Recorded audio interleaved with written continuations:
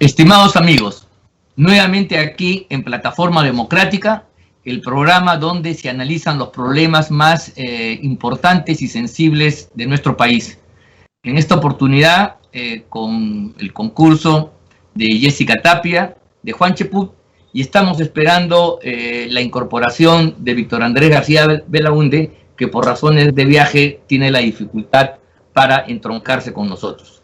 El tema que vamos a tratar el día de hoy debe ser indudablemente el proceso electoral que está en marcha y entra a su fase final. Estamos apenas menos de 2 semanas, ya se han iniciado los debates obligatorios organizados por el Jurado Nacional de Elecciones. El día lunes se llevó a cabo uno donde hubo un grupo de candidatos, el martes de esta semana otro grupo y el miércoles acaba esta primera tanda. Yo quiero entonces iniciar la conversación con ustedes señalando las opiniones que ustedes puedan tener, quizás arrancando del debate de lunes, que es el que lo hemos visto hace poco, y luego ver qué perspectivas hay en este proceso electoral que al mismo tiempo de ser tan atípico, sin embargo es de tanta trascendencia para el futuro del país. Empezamos contigo, Jessica, preguntándote, pues, ¿cuál es tu opinión? ¿Cómo vistes a los candidatos ya en esta primera justa oficial de debatir sus puntos de vista? ¿Qué te pareció el formato? ¿Qué te parecieron las ideas? En fin, en general, tu punto de vista sobre el particular. Gracias, Ángel. Hay que recordarle a quienes nos están siguiendo que este es un programa que va a ser grabado y por lo tanto no podemos comentarlo del día martes, aunque vean el programa el día miércoles temprano. ¿Qué puedo decir? Básicamente hay una cuestión que es de forma y otra de fondo. Si tuviese que analizar la forma del debate, yo no estoy totalmente complacida con el esquema de trabajo que planteó el Jurado Nacional de Elecciones en estas intervenciones extremadamente cortas de 1 minuto para brindar ideas. En esta búsqueda yo creo que se ha priorizado más el figuretismo, el afán de hacer un show o hacerlo más atractivo y más ágil para la gente que se puede conectar, para hacerlo más viable en términos televisivos. Se ha priorizado el lenguaje de televisión sobre la base de contenidos, porque de todos modos nadie puede negar que fue un debate ágil, pero fue un debate ágil en donde ninguno de los candidatos tenía la oportunidad de finalizar ideas concretas, a menos que tengas años de experiencia como comunicador. Entonces, diciendo esto, debo decir que simplemente también me ha sorprendido el papel de los moderadores. A diferencia de otros años, yo creo que en esta oportunidad se les ha dado una carta blanca, una puerta amplia, para que no solo sean moderadores, sino también entrevistadores y a veces hasta con ligeros gestos o frases que denotaban sus opiniones en torno a cada uno de los que intervenía. Y yo creo que esto debió ser un escenario neutral, un escenario en donde todos los candidatos, no importa la línea, si eres derecha, centro o izquierda, si estás liderando encuestas o estás abajo, en donde todos se deberían sentir con la misma comodidad, ser lo suficientemente confortable para abrazar a todos y que puedan expresar sus ideas de manera mejor. Sobre el tema de fondo, debo decir que estos 6 candidatos creo que han dado lo que han podido. Definitivamente algunos han mostrado ciertas limitaciones, pero básicamente han defendido sus puntos de vista. Si yo tuviese que comentar sobre ellos, básicamente diría que hay un George Forsyth que fue cual gallo de pelea, muy confrontacional, y creo que eso demuestra ciertas falencias en el fondo de su discurso, porque normalmente el que tiene ganas de pelear es el que le faltan un poco de otro tipo de argumentos. Creo que el señor César Acuña ya es conocido que no necesariamente tiene dotes de gran comunicador, pero es un empresario exitoso, nadie discute posiblemente la inteligencia que tenga, pero esa suerte de no conocer bien el lenguaje o no utilizarlo de manera adecuada hace que su discurso no llegue con la claridad que debería llegar y por momentos parecía que se quedaba estancado en las ideas. Creo que Keiko Sofía inició mejor de lo que terminó, creo que inició más aplomada, más centrada, con más fuerza y se fue desinflando a la medida y nos dio una imagen de esa Keiko ama de casa, madre de familia que ella quiere mostrar, pero yo creo que perdió intensidad. Vimos a una Verónica Mendoza centrada, segura, ya no disfrazada, lo Betty la Fea, se quitó los anteojos. Creo que eso sumó a su favor, porque uno no se distraía con objetos extraños que no venían al caso y parecían disfraces. Muy aplomada, sabemos que es una mujer que tiene facilidad de palabra, entonces era obvio que iba a desempeñarse de manera correcta. Arana es profesor y ha sido antes, ustedes saben, una persona que se dedicaba a dar discursos para convencer a la gente, es una de sus cualidades. Creo que ha tenido muy claras sus ideas. Creo que tenía como principal punto de ataque a Keiko Fujimori con esa frase señora acá, señora acá, señora acá, constantemente. Creo que él piensa posiblemente que su bolsón de votantes debe ser que comparte con Keiko Fujimori, solo lo explico de esa manera, y creo que se me escapa alguien, ¿no? Y Alberto Bengolea, que obviamente es el que tiene mayor capacidad de comunicación. No estamos hablando, no voy a decir un burbujito porque eso sería tratarlo de descalificar, sino él tiene una amplia trayectoria en el campo deportivo. ¿Y quiénes son las personas más locuaces de toda la televisión nacional?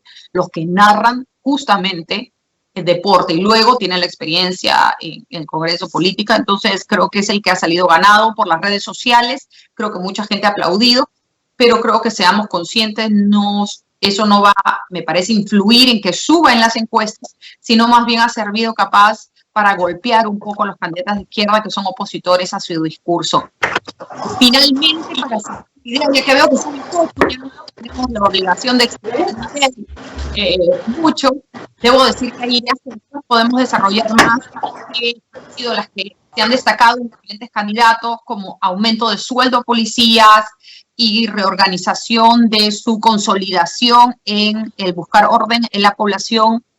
Luego, el presupuesto de 6% para el sector educación, creo que muchos han coincidido en eso. La necesidad de combatir la delincuencia y inhabilitación perpetua, una muerte civil para los corruptos y sanciones administrativas. Yo creo que esos son los temas básicos, porque ya seguir hablando de las vacunas, creo que ya quedó demostrado que todos tenemos buenas intenciones, pero no sabemos bien todavía quién tiene la fórmula ganadora. Ideas hay muchas, pero ese tema es realmente preocupante y hemos escuchado diferentes propuestas, pero finalmente solo Dios sabe cuándo se saldrá de esa crisis. Bien, creo que son importantes las ideas vertidas. De hecho, esto se parece a un torneo oratorio, una especie de juegos florales que había en nuestros colegios. Y claro, como bien dice Jessica, quien tiene experiencia acumulada, quien se ha desempeñado en los medios televisivos como narrador, como conductor, y en eso Bengolea tiene una larga experiencia, no era de extrañar que él apareciera triunfando, digamos, en este terreno. Y ahí pisándole los talones, Verónica Mendoza, que ya acumula una experiencia porque no es la primera vez que se lanza a estas lides electorales. Tiene entonces un discurso y tiene también maneras de comunicar, cosa que evidentemente hay más dificultades en los otros y lamentablemente es un escenario no favorable a Acuña, que es un candidato que hay que verlo, hay que ponderarlo a partir de su esfuerzo personal, de su trayectoria de vida, y no pues por su lado de comunicador. Necesariamente el comunicar bien o mal no tiene mucho que ver con que sea el mandatario, el administrador de la cosa pública que nosotros deseamos. Voy a preguntarle a Chiput porque vamos a dejar que Víctor Andrés termine de instalarse y preguntarte a ti si tú crees que este formato y estas primeras presentaciones de los candidatos tienen un peso y qué peso tienen en la formación de las corrientes de opinión que finalmente se van a expresar en las urnas en los próximos casi 12 o 13 días. ¿Gravita? Gracias. ¿No gravita? ¿Cómo gravita, Juan, desde tu punto de vista? Gracias, Ángel. Voy a tratar de complementar también lo señalado por Jessica, como siempre un análisis tan profundo como el que ella ha hecho. Y quisiera empezar haciendo un disclaimer, ¿no? Yo soy una persona que en estos momentos está colaborando con César Acuña. A solicitud de él me invitó a formar parte de su equipo y por la honestidad que caracteriza a este programa, y la que se merecen todas las personas que nos están viendo, quisiera dar esa precisión. Mi posición va a tratar de ser lo más objetiva posible, pero quiero que sepan que en estos momentos colaboro en el plano político con César Acuña.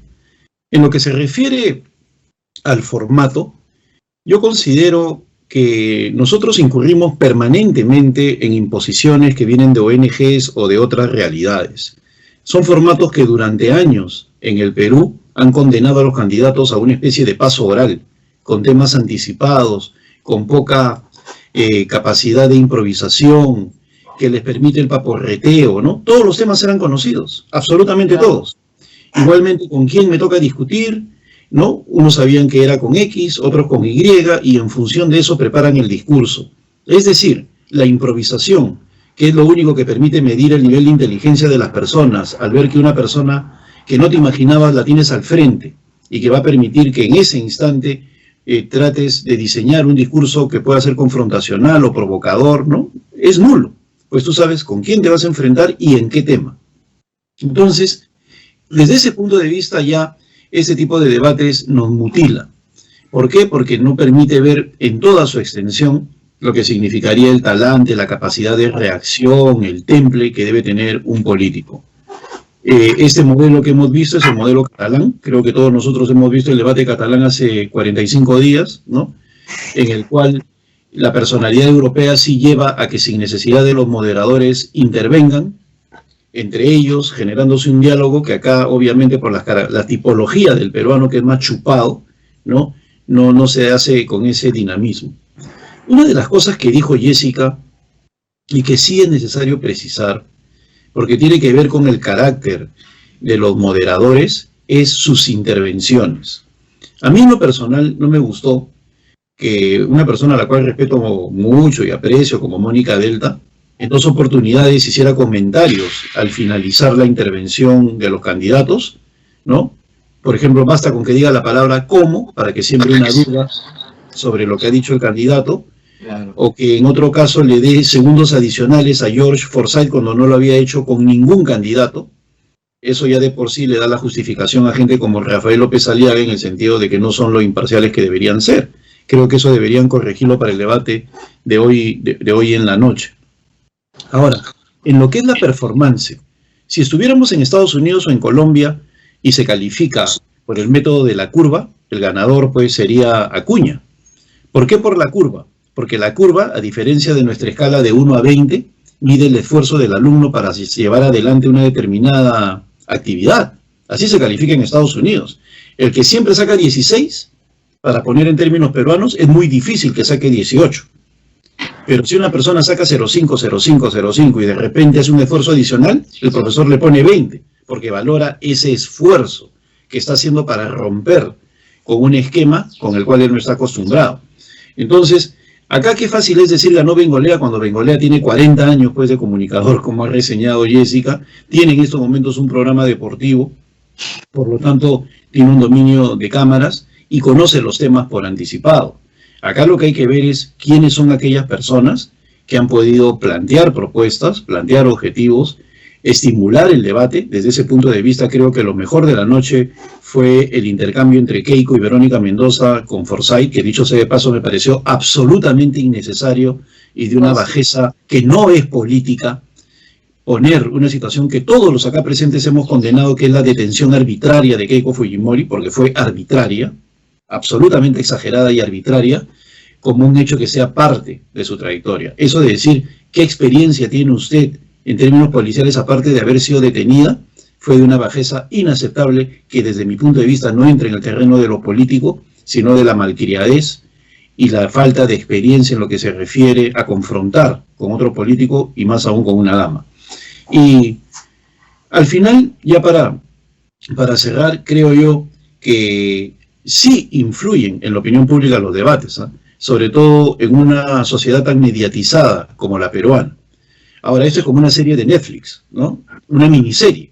Tenemos que esperar hoy día miércoles para ver ya los resultados finales y eso en cierta medida va a disminuir el impacto que puede haber tenido la presentación del lunes o del martes, ¿no? Porque estamos viendo esto como una película a plazos y le va a dar cierta ventaja a los que estén en el lote final. Por lo tanto, Johnny Lescano, ¿no? Los que lleguen a la parte final, el mismo Julio Guzmán, deberían aprovechar el hecho de ser los protagonistas de esta noche para que le permitan posicionarse en el imaginario público. Pero de que influyen, influyen, definitivamente. Correcto. Efectivamente, el debate tiene su impacto en una sociedad en la cual está muy golpeada por la crisis económica, aterrada por los efectos de la segunda ola, y sin embargo el proceso electoral sigue adelante. Lo hemos dicho acá, es el mecanismo para librarnos del vizcarrismo en todos sus matices, y en eso no hay que declinar. O sea, nosotros no debemos abonar, como creo yo que hay alguna gente en el gobierno que ya está poniendo algún tipo de cortapisas. Por ahí me he enterado de que quieren impedir que la gente vaya a votar en su movilidad, en su carro, en su automóvil, ¿no? Con lo cual entonces nos obligarían o ir a pie en bicicleta, como dice la primera ministra, o de público, con lo cual el grado de contagio es mayor. Más aún, si ustedes quieren llevar a la familia en el carro, bueno, lo va depositando, poniendo en los diferentes lugares de votación, como siempre ha sido. Este tipo de maniobras, que yo creo que hay que estar alertas, hay que tenerlo en cuenta. Yo quería preguntarle al que ya se incorporó, primero, que si puedes voltear la cámara, sería ideal. Poner Horizontal. Ahora sí. Preguntarte, ¿cómo ves tú el proceso electoral ahora que ya entramos en la fase final? Y tu opinión en general, ¿cómo van a ser estos debates en los cuales, como bien ha dicho Juan, esta es una historia por partes y no podemos sacar una conclusión definitiva? Y es verdad que el peso del tiempo va a hacer que se valore de una manera aquello que es más cercano que aquello que se distanció un poquito más en el tiempo. ¿Cómo ves tú el proceso electoral a menos de 2 semanas de la cita con las urnas, Víctor Andrés? Bueno, ante todo un saludo muy cordial para Jessica, para ti mismo, Ángel, y para Juan. Siempre es muy agradable participar en estos conversatorios, donde decimos más cosas de las que se han dicho en el debate. Yo creo que es decepcionante todo, empezando por la fórmula de grupos de 6, ¿no? 3 grupos de 6 que puedan debatir, moderadores que a veces no están a la altura de las circunstancias, que tienen ya sus compromisos adquiridos, y luego candidatos que lanzan ataques porque no tienen mayores argumentos para muchas cosas, lamentablemente, y además con una lluvia de ofertas increíbles. Nadie habla de cómo van a hacer para subir el presupuesto de esto o de lo otro, cómo construir puentes, carreteras, viviendas. O sea, nadie ha dado una solución exacta a cómo crear trabajo, empleo, desarrollar la industria, fortalecer las actividades económicas del país, sin haber tocado el presupuesto, que ya de por sí está deficitario. El presupuesto del día de hoy está deficitario. Y las deudas que el Perú ha adquirido en los últimos 1 año o 2 años es una deuda que casi duplica a la deuda anterior. En los últimos 3 años, sin contar la pandemia que la ha agravado, por supuesto, la deuda ha pasado muchísimo, de 18%, 20% a 38% del PBI. O sea, realmente es una deuda que, si bien es cierto, todavía no es grave, está en un camino de colisión o de choque frontal con la realidad que nos va a afectar a todos. Y de eso no se dice nada. Me llama la atención que ofrezcan de todo. Por ejemplo, lo que decía Jessica, el 6% de adquirir, llegar al 6% del presupuesto para educación. Bueno, en época de Belaúnde, su primer gobierno era 5.6. Eso empezó a bajar con el gobierno militar, los 2 años de dictadura militar, y hasta ahora no se ha recuperado a 6% o a 5.6, que es lo máximo que se obtuvo, y que es la gran solución de muchos de los problemas que tenemos en el día de hoy en el Perú. Bueno, pero nadie dice cómo vas a llegar a eso. ¿Qué fondos hay para eso? Se dice, hay reactivas, 60.000 millones, sí, pues ya se gastaron. ¿Se van a devolver? ¿Se podrán recuperar? ¿Cuál es la situación económica del país en este momento con un dólar que está en 3.85 ya? ¿Cuál es la situación? ¿Qué vamos a hacer para fortalecer las pequeñas empresas, las grandes empresas? ¿Qué vamos a hacer para lograr mayores recursos que el Perú necesita y que han disminuido por la situación económica que está paralizada? ¿Qué se va a hacer? ¿Qué incentivo se va a dar para que alguien incluya o instale una empresa? En algunos países del mundo están exonerando a las empresas de impuestos a la renta durante los 3 primeros años de funcionamiento, por ejemplo. Bueno, aquí nadie ha dicho nada. Bajar el IGB, nadie ha dicho nada. O sea, realmente me parece que la ausencia de la parte económica es fundamental en todos los candidatos sin excepción alguna, que va a afectar mucho al país. Y lo que hablan de los personajes, yo creo que Acuña, que tiene méritos propios inmensos, no es buen expositor. Como decía Juan, que ahora lo apoya, yo creo lamentablemente que Acuña no es buen expositor, no estamos en una época de exponer mal. Lamentablemente los malos expositores llegaban a la presidencia a través de golpes de Estado en el pasado, Velasco, Sánchez Cerro, etcétera, ¿no? Hoy día tienes que llegar a través de las urnas y a través de la televisión, a través del contacto, a través sobre todo de la exposición. Y si tú expones mal, es muy complicado que puedas revertir. Hoy día la política es comunicación, es claro, comunicación y luego atrás un equipo y eficiencia, pero la comunicación es lo primero y ese defecto lo tiene lamentablemente para los que lo siguen, Acuña, Forsyth y Urresti tienen un lenguaje diferente, pero a veces interesa, cala en ciertos sectores, pero lo que veo es que hay otras personas que se manejan bastante mejor, pero lógicamente me parece que es 18 candidatos que están tratando de convencer a la gente, unos mejor que otros. En el caso de Bengolea, sí, efectivamente lo que ustedes han dicho es cierto, tiene 40 años en la televisión y expone bien, pero no tiene ningún tipo de experiencia empresarial, ni experiencia laboral importante que te sirva a intuir que va a ser un buen gobernante. Finalmente el gobernante es un administrador, y en el caso del Perú va a ser un administrador de pocos recursos, un administrador de desgracias y de lamentaciones. Tiene que ser un buen administrador. Y entonces yo veo que o la persona o los equipos que llevan los candidatos no los vemos hasta el día de hoy. Por ejemplo, no se ha hecho un debate de los vicepresidentes que se hizo el año 2016 por primera vez en el Perú. Yo quisiera saber quiénes son los vicepresidentes de cada uno de los 16 o 18 candidatos que están ahí. ¿Quiénes son los vicepresidentes? Porque ahora el vicepresidente, después de lo que le ha pasado a Kuczynski, es muy importante. Es más que antes, quizás. Y nadie los conoce en gran medida. Y tú desenmascaraste a Vizcarra en el debate. Así es. Y yo lo acusé a Vizcarra de corrupto hace 4 años, 5 años, y nadie me dio importancia porque los debates de los vicepresidentes no tenían importancia en ese momento. Hoy sí lo son.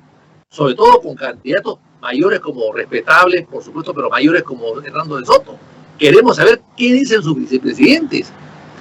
Qué dicen sus cabezas de lista, no pues los 130 porque es muy complicado, pero no hay esa participación, y eso sí también preocupa, porque la presidencia no es un cargo individual, es un gobierno, es un consejo de ministros, es una corporación, un grupo que asume la tarea del gobierno y que empieza a gobernar.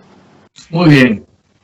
Por lo que ustedes han señalado, efectivamente en estos debates vemos que hay una sobreoferta de posiciones, de medidas, de políticas, en fin, como en botica para todos. Y claro, no solamente no se establecen los procedimientos, los fondos para poder implementarlo, sino yo creo que lo que es más grave, y aquí quiero centrar la pregunta, es en que no se parte de un supuesto del momento político que hemos vivido. O sea, no solamente es que se va a administrar escasez, esa es una característica reiterada en la experiencia peruana, no solamente son las dificultades de tipo estructural, para llamarlas de algún modo, sino son las políticas y modelos que se ha generado en estos 3 últimos años. Esto que hemos venido a llamar, a falta de otro nombre, vizcarrismo, y que tiene en Sagástegui a un epígono, a un continuador. Entonces, la pregunta es, estas propuestas, claro, suenan como si estuviéramos en cualquier país, en cualquier situación. Se pueden decir mejor o peor, en tono más bonito, no tan sabroso, pero el hecho de fondo es que no hay un balance, y esto yo creo que es un defecto fundamental, mi punto de vista, de que nos diga cómo superar los obstáculos, los problemas, la corrupción, las pseudo reformas que se implementaron presionando al Congreso para que se modifique la Constitución de la época de Vizcarra. Ahí no tenemos un balance, y ese diagnóstico, la verdad es que, como no está explicitado, brilla por su ausencia, y eso yo creo que es una carencia fundamental. No sé qué te parece a ti, Jessica, al respecto. Sí, Ángel, definitivamente. Yo creo que lo que dice Víctor Andrés es cierto. Las capacidades comunicacionales son fundamentales en este momento, pero hay que recordarle también a la población que no necesariamente va a gobernar el que habla más bonito, que no va a gobernar bien el que habla más bonito. Entonces hay que también ver quiénes respaldan, qué equipos, los planes de gobierno. Hay que hacer un análisis. Un debate no te puede dar la solución si es que todavía no sabes por quién votar. Lo que dijo Juan es cierto. Estos debates de 3 días extensos y nada profundos van a marcar en las encuestas del fin de semana, pero como ciudadanos responsables hay que hacer una invocación para que la gente investigue un poco más. Ángel, tú has dado en la punta del clavo con un tema que, permíteme solo detenerme un segundo, con esta como yo le llamo personalmente, podríamos decir una promoción de ausentismo en las elecciones, que yo creo que es sumamente peligrosa. Tú bien has señalado este decreto supremo del 058 que salió publicado en El Peruano, en donde no se pueden utilizar los vehículos privados, incluyendo el domingo 11 de abril. Es gravísimo, porque muchas personas van a sopesar en la balanza su seguridad contra su deseo de votar. Cuando entrar en tu vehículo con tus familiares es lo más seguro que puede haber. Luego también estamos viendo esto que la OMPE ha aprobado de una u otra manera, dicen un protocolo para garantizar el voto de las personas trans, por ejemplo. En eso sí han salido rapidísimo a dar sus declaraciones, y obviamente las personas trans tienen una posición que es contraria a varios de los candidatos. Entonces ya de por sí se está priorizando impulsar el voto de determinadas tendencias. A eso súmale también que ya se anunció que todas aquellas personas que se encuentren en el grupo de riesgo están exoneradas de votar. Dios mío, el grupo de riesgo, ¿saben ustedes qué tan grande es el grupo de riesgo? Es más grande que mi casa, es largo si lo tuviese que escribir. Son personas que sufren hipertensión, que sufren diabetes, que tienen problemas de cáncer, todo problema médico, hasta obesidad, te hace una persona de riesgo. Entonces, ¿qué es lo que buscan en realidad? Que haya 4 gatos votando y que voten según determinado color o determinada línea, me pregunto yo.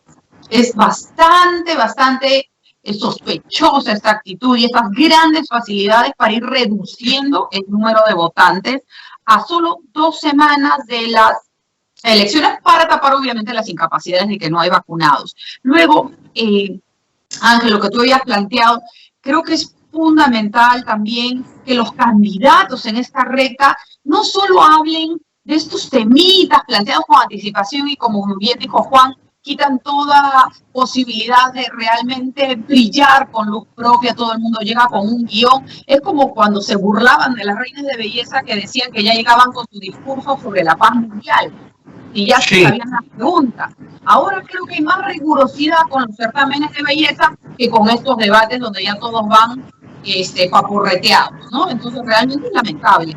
Yo creo que temas como, por ejemplo, una mención rapidita de Ok, la delincuencia nos preocupa, pero también el terrorismo, lo que ha ocurrido en Huanta, vamos a tener mano dura, no va a haber rebrote. Y lo que dice Vittorio, ¿cómo se puede hacer las ideas de pánico, de deseo, de ideas sociales, que ya van a tener mira, yo hacia mejores y para cerrar, dices en el tema. Hay un problema de audio. Hay un problema de audio. ¿Me escuchan ahora? Yo me Ahora escucho. sí, ahora sí.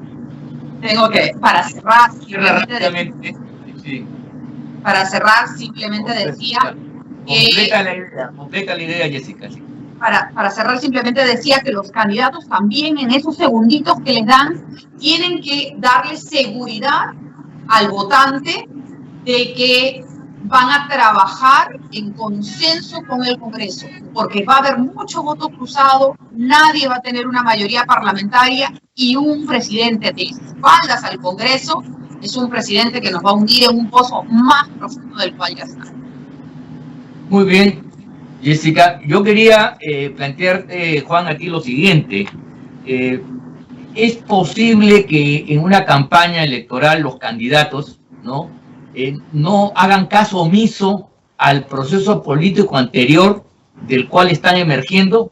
Y lo digo porque me parece fundamental que, por ejemplo, muchos de ellos ahora reniegan de Vizcarra porque ha aparecido sus trapacerías en el campo de la corrupción y esto que implica una deslealtad absoluta de haberse vacunado aprovechando los recursos públicos. Ahora toman distancia, pero recordemos cómo George Forsyth era favorito, Guzmán y muchos otros más que incluso callaron, aplaudieron y no reaccionaron con talante democrático a la agresión antirrepublicana que significaba sin duda la política vizcarrista. A mí ese tema me parece fundamental porque en última instancia, más allá de los programas acicalados, el problema es, en estas elecciones creo yo, si va a haber continuismo de alguna manera, con disfraces o no, o si estas elecciones deben significar un momento de ruptura con lo que ha acaecido en la historia del Perú reciente. O sea, a mi juicio, la terminación, la proscripción de estas prácticas vizcarristas, que ya no las voy a calificar, todos ustedes la conocen, lo que significa incompetencia, abuso, qué sé yo, ¿no?, por parte de los candidatos. Yo creo que ese tema en la oferta electoral a mí es fundamental, ¿no? Más allá de lo que digan en concreto, que tiene su peso, pero fundamental es, ¿están dispuestos a continuar las acciones, el estilo, el modelo vizcarrista, o por el contrario, son candidatos de ruptura con él? Tu opinión, Juan. Gracias, Ángela. Mira, indiscutiblemente Martín Vizcarra tiene presencia en el actual proceso electoral, no solamente por su postulación, sino por el hecho que tiene una serie de candidaturas afines a él. Lo de Julio Guzmán el último domingo es una corroboración de lo que acabo de decir. Cuando le preguntan directamente a Julio Guzmán que condene a Martín Vizcarra, se dedica a blindarlo. Y en más de un programa de televisión. Entonces, Julio Guzmán, si tiene en esos momentos una preferencia en el horario prime, ¿no? Desde las 8 de la noche estuvo metido en todos los programas de televisión teniendo 1%, pues indiscutiblemente tiene un padrino. Y ese padrino tiene nombre y apellido, Martín Vizcarra. Así que está presente. Luego, yo considero que hay otros candidatos que de una u otra forma no quieren pelearse con Vizcarra, no por lo que él representa, sino por el sistema del cual él es parte. Meterse con Martín Vizcarra es meterse con la Fiscalía, es meterse con el Poder Judicial, es meterse con un sector de los medios de comunicación, el sector con Odebrecht, ¿no? Entonces, no es meterse solamente con Vizcarra. Entonces, personas como Keiko Fujimori, que no tiene ni un pelo de vizcarrista, no cuestiona a Vizcarra, porque cuestionándolo a él estaría cuestionando a la Fiscalía y al Poder Judicial. Y eso la podría envolver en problemas porque tiene un proceso en marcha. Esa es la perversidad del vizcarrismo, de que mutilas el debate público porque sabes que las tenazas del Poder Judicial o del sistema de justicia, para hablar con mayor propiedad, penden sobre ti. Ahora, ese es un peligro. Hay que medir el impacto de la postulación de Vizcarra. Yo soy de los que piensa que el próximo Congreso nace muerto si es que Vizcarra pertenece a ese parlamento.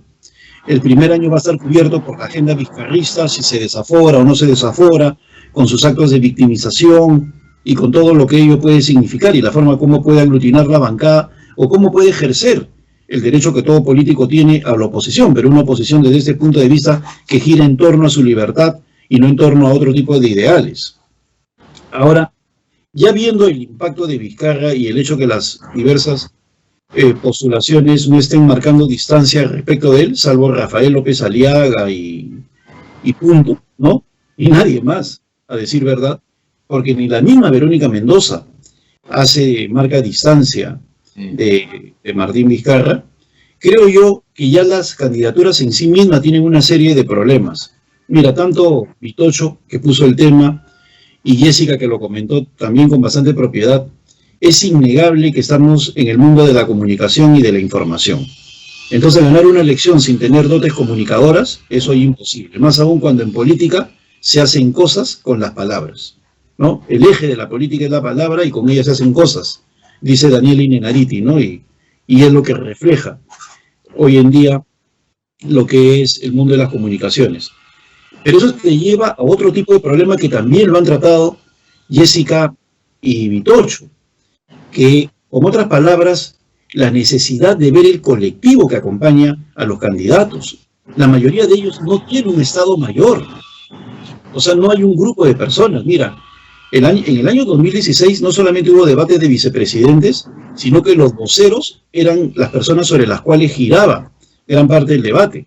Yo era vocero por Peruanos por el Cambio, vocero era José Klimper, Vitocho por Acción Popular, vocero de Fuerza Popular era José Klimper, y el debate venía por el lado de los voceros, que a su vez representaban a grupos de personas.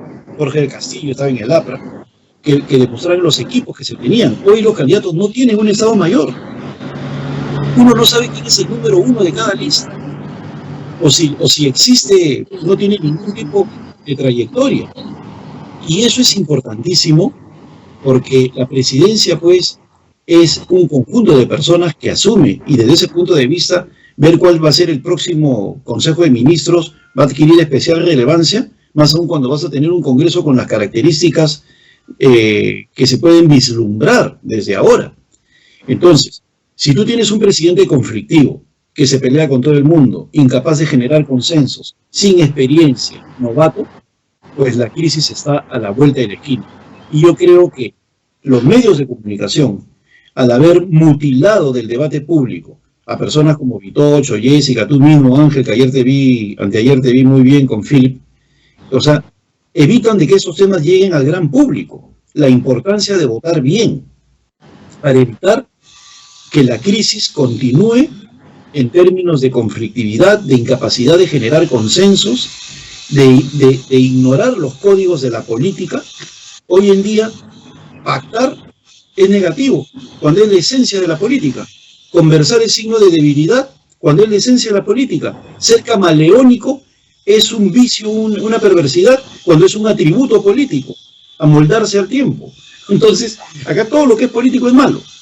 ¿Y eso por qué? Porque nos han metido ideas que modelan una realidad completamente distinta a la que es, que impiden de que la política se entronice y vuelva a orientar al país. Si en estos momentos hay crisis permanentes porque no hay política, lo que hay son entusiastas, pero ni un solo político que tenga características de consenso, de diálogo, de saber retroceder para avanzar, etcétera, etcétera. Entonces, mirar el conjunto y sobre todo mirar los atributos de los candidatos y los colectivos que los rodean se tornen importantes en esta elección. Sí, mira, estás tocando, Juan, un tema fundamental, el tema de los estados mayores. Y en la guerra, el general, por brillante que sea, incluso Napoleón, tenía un excelente estado mayor. En cambio, ahora, esto trasladado a la política, siguiendo a Clausewitz, que veía una relación, una continuidad entre la política y la guerra. ¿Cuáles son los estados mayores de quienes aspiran a conducir los destinos del país? Mira, el APRA en su tiempo no solamente era ahí en la torre, era una playa de dirigentes del primer nivel que eran verdaderos talentos de su época. Y Fernando Belaúnde Terry no se quedaba atrás, gente de primer nivel lo acompañaba. Entonces eso garantizaba no solamente el lado carismático del líder que tiene su peso, su importancia, sino un equipo que efectivamente en los diferentes portafolios de la vida ciudadana iba a dar talla y implicaba un nivel de seguridad por la solvencia que la gente tenía independientemente de su quehacer partidario, y mucho más si es que estaba ligada a una determinada organización. Este es el problema que yo quería plantearte a ti, Víctor Andrés, ya para ir cerrando este programa. Esta ausencia de estados mayores que estamos viendo ahora de modo ostensible en esta campaña electoral. La verdad es, no solamente no hay vicepresidentes, no hay candidatos en el Parlamento que sean emblemáticos. Peor aún, inclusive en muchas candidaturas, los vicepresidentes y los candidatos al Congreso son un lastre, son un obstáculo para poder justamente desempeñar la tarea que corresponde, ni siquiera para mejorar la imagen. ¿Cuál es tu opinión? Que esta es una quizás de las manifestaciones más latentes de una crisis que tiene raíces más hondas, sin duda alguna, pero creo yo que esto es ostensible. Lo que Juan ha dicho al poner en evidencia que más allá de los candidatos no tenemos estados mayores que merezcan el nombre de tal, ¿no crees tú que es una de las características del momento actual y es una de las dificultades quizás para poder salir de la crisis post momento electoral? Sí, evidentemente yo creo que eso es consecuencia de lo que ha estado pasando. Volviendo al tema, antes de continuar con esto, volviendo al tema de la comunicación, yo recuerdo el año 62, 63, cuando empezó a llegar la televisión, a aparecer la televisión en el Perú, salieron en televisión, no en debate, pero sí en mensajes a la nación, Belaúnde, Haya de la Torre y Odría. Sí. Odría tenía 8 años de haber sido gobierno y un gobierno económicamente muy exitoso. Había creado las unidades escolares, las unidades de vivienda, en fin, era un gobierno que fue exitoso y con todos los efectos que pudo haber tenido, era un gobierno que fue exitoso. O sea, tenía 8 años de una gran experiencia de gobierno exitosa. Y tenías al lado también ahí a la Torre, que era un presidente que se supone que, o él decía que había ganado las elecciones del año 1931 y por lo tanto se declaró presidente moral del Perú. Un hombre muy popular y un talentoso, por supuesto. Y tenías el tercer lugar a Belaúnde, que era un hombre joven, poco conocido, había sido solamente 3 años diputado por Lima, y bueno, y nada más. Y con un partido nuevo de gente joven, de provincianos, básicamente provincianos, y punto. Pero cuando sale en la televisión, cada uno va a hacer su exposición, Belaúnde gana de lejos. ¿Por qué? Porque se le veía joven, bien puesto, manejaba bien los tiempos, manejaba bien la imagen, manejaba bien la palabra. Ahí la Torre muy gordo, mofletudo, con una voz de pito que no se le veía bien en televisión, y Odría muy recio, muy duro, muy cachaco, ¿no? Entonces, la imagen ayudó muchísimo a Belaúnde, y Belaúnde ganó las elecciones. O sea, hoy día, a partir de esa época hasta el día de hoy, la imagen es muy importante, pero claro, tiene que ir acompañado de algo más, no solamente la imagen. Y claro, el señor Forsyth podrá tener una imagen de joven, buen mozo, qué sé yo, pero detrás de él no hay nada. Yo diría que en él no hay nada tampoco.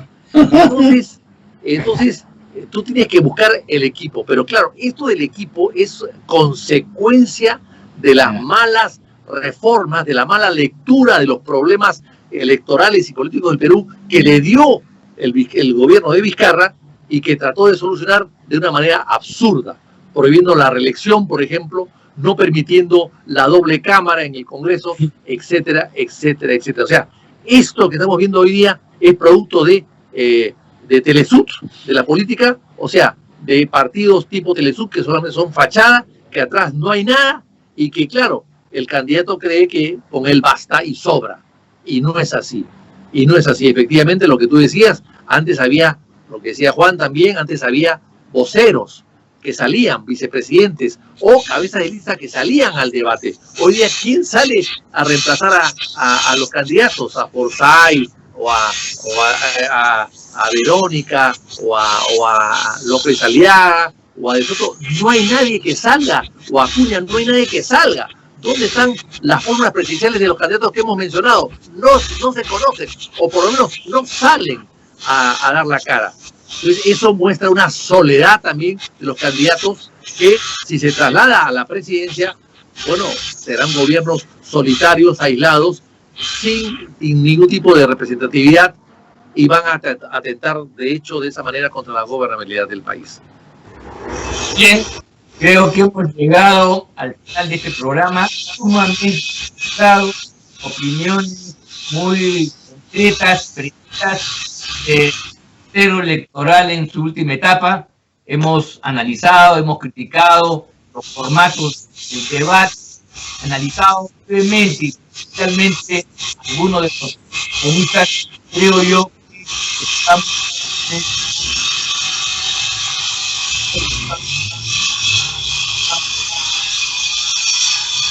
hay interferencia. Sí, hay cierre eléctrica que nos quiere cortar el programa, Sí. parece una Bueno, simplemente para agradecer la presencia de todos ustedes y saludar la presencia del público que nos sigue, agradeciendo sinceramente por su atención. Muy agradecido. Muchas gracias. A Muchas Semana ustedes. Santa a todos. Sí. Semana Santa. Feliz Un Semana momento Santa. de relax que la Semana Santa afortunadamente nos trae. Muchas gracias nuevamente a todos ustedes y nos vemos la próxima semana. Muchas gracias. Gracias. Hasta luego. Gracias.